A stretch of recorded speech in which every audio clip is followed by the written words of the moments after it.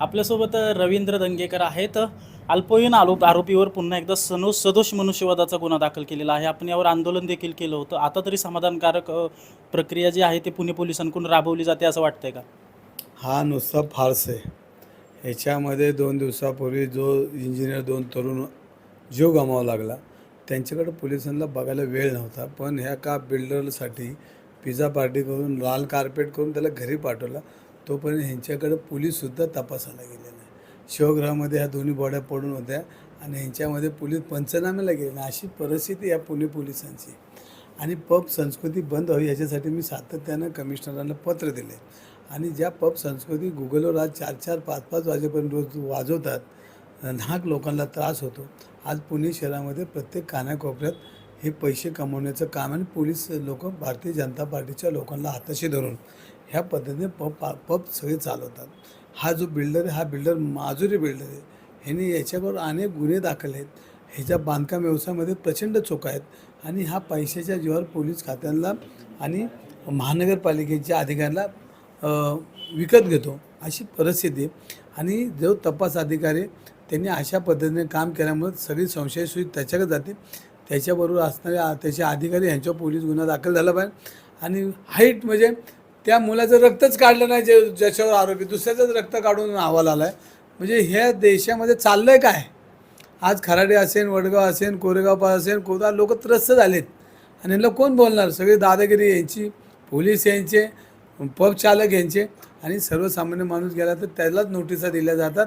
अशी पद्धत ह्या नवीनच ह्या पुणे पोलिसांकडे आलेले. विद्येचं माहेरघर आहे, छत्रपतींचं पुणे आहे.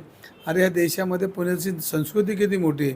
आणि अशा पुण्याला काळिंबा फासण्याचं काम ही लोक करतात. आणि ज्यावेळेला ही सगळं आम्ही रस्त्यावर आलो, पुणेकर रस्त्यावर आले, त्यावेळेला देवेंद्र फडणवीसांना यावं लागलं. येऊन नुसतं फारसे आहे.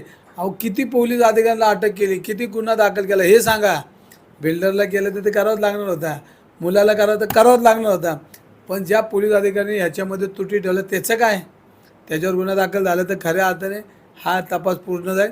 आणि जे महानगरपालिकेने आज तपासणी कारण सगळं बेकायदेशीर पब 4-4 वाजेपर्यंत चालतात. नुसतं पोलीस आयुक्त आला, सगळे गुन्हेगार लाईनीने आणले. आता लोकांना वाटलं काहीतरी गुन्हेगारी संपन, पण रोज एक खून पडतो, रोज कोयते गँग रस्त्यावर आहे. आणि काय केलं यांनी?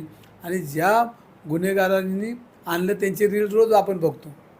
म्हणजे काही केलं नाही, नुसतं आपला देखावा केला, मला काहीतरी. आणि प्रसिद्धीच्या मागे नुसतं प्रेस पुढं जायचं, बोलायचं आणि नियोजन शून्य अशी परिस्थिती आहे.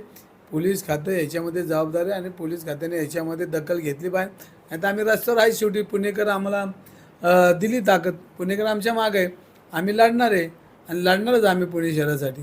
किती यांनी ताकद लावू द्या, शेवटी जनतेबरोबर आम्ही लढणार आहे. नक्कीच. जे विशाल अग्रवालांचे जे वडील आहेत त्यांचं अंडरवर्ल्ड कनेक्शन देखील समोर येतं आहे. आता त्यांचा तसा खटला देखील चालू असल्याची माहिती समजते. मी 2 दिवस म्हणतो की हा बिल्डर डिफॉल्टर आहे, या बिल्डरमध्ये प्रचंड चुका आहेत. बिल्डिंग व्यवसाय मी कालपासूनच बोलतो आहे, की आत्ता नाही बोलत.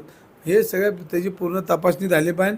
आणि हाईट रामबाग कॉलनी म्हणजे आमचे प्रभू रामचंद्राच्या नावाने असणारे कोथरूडमध्ये रामबाग कॉलनीमध्ये पब चालतो, नंगानाच चालतो. आणि ह्याच्यामध्ये आजूबाजूला सगळे भारतीय जनता पार्टीचे पदाधिकारी राहतात आणि त्यांची भागीदारी आहे. असं बघा, तुम्ही माहिती घ्या. या बेकायदेशीर पबला नक्की आशीर्वाद कोणाचा आहे, काय नक्की म्हणणं आहे? ह्याच्यामध्ये सत्ताधारी आणि पोलीस या दोघांनी हातात हात घालून पुण्याची संस्कृती बिघडवली, पुणे बिघडवलं आहे. रामबाग कॉलनीमध्ये कोणाचा पब आहे जाऊन बघा, आत्ता माहिती घ्या. आणि माहिती घेऊन मला सांगा, मी माहिती काढतो. तर या भारतीय जनता पार्टीच्या आशीर्वादावर चाललेला रामबागमधला पब हा ह्या सगळ्या आणि बेकाशी जागेत आहे, ओपन स्पेसमध्ये आहे. कुठे गेली पोलीस? कोण कुठं काय करते? गरिबाचं घर पाडायला 5व्या मिनिटाला जात आहे. पण ह्यांची हे पब संस्कृती करोडो रुपये तुम्हाला मिळतात, करताय काय तुम्ही? आज मी महानगरपालिका आयुक्तांना भेटणार आहे. नक्कीच. तर न जर मग शेवटी नाही आले तर मग आपलं तुम्हाला माहिती आहे, मग लोकशाही संविधान लढणार मग. नक्कीच. तर भारतीय जनता पार्टीच्या आणि पुणे पोलिसांच्या आशीर्वादाने अनधिकृत पब जे आहेत ते पुणे शहरात चालू असल्याचा आरोप रवींद्र दंगेकर यांनी केला आहे. अजिंक्य धायगुडे, जय महाराष्ट्र न्यूज, पुणे.